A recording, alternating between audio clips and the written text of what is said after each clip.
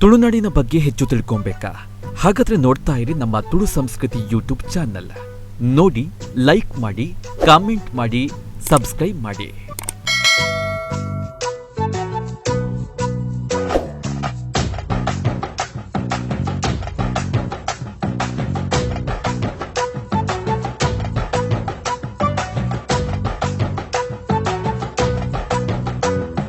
ತುಳುವೆರೆಂಕುಲು ತುಳುವೆರೆಂಕುಲು ತುಳುವ ನಾಡುದ ಬಾಲೆಲೆಂಕುಲು ತುಳುವೆರೆಂಕುಲು ತುಳುವೆರೆಂಕುಲು ತುಳುವ ನಾಡುದ ಬಾಲೆಲೆಂಕುಲು.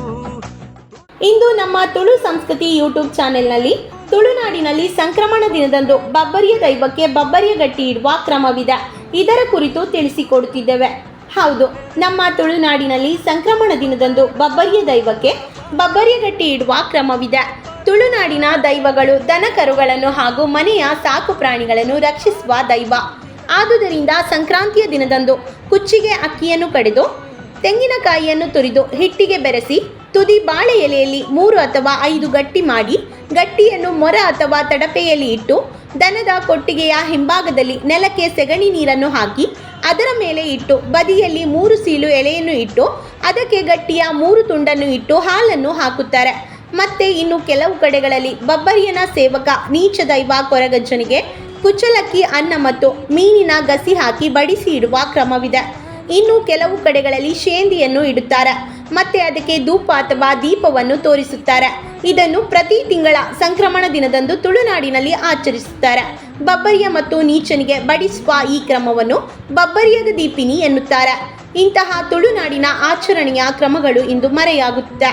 ಈ ಸಂದೇಶ ನಮ್ಮ ಮುಂದಿನ ತಲೆಮಾರಿಗೂ ರವಾನೆಯಾಗಬೇಕು ಎಂಬುದು ನಮ್ಮ ತುಳು ಸಂಸ್ಕೃತಿ ಯೂಟ್ಯೂಬ್ ಚಾನೆಲ್ನ ಉದ್ದೇಶವಾಗಿರುತ್ತದೆ.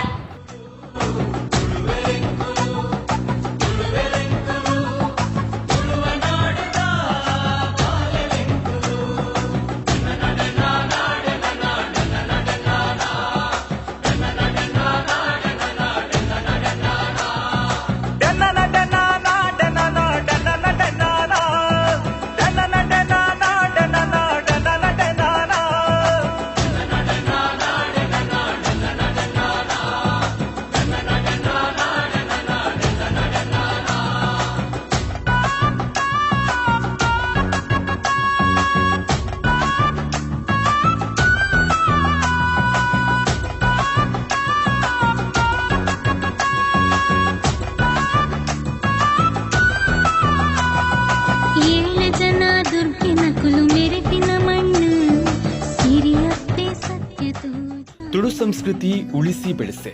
ಹಾಗೆ ಮುಂದಿನ ವಿಡಿಯೋ ನೋಟಿಫಿಕೇಶನ್ಗೆ ಲೈಕ್, ಕಮೆಂಟ್ಸ್ ಹಾಗೆ ಸಬ್ಸ್ಕ್ರೈಬ್ ಮಾಡಿ.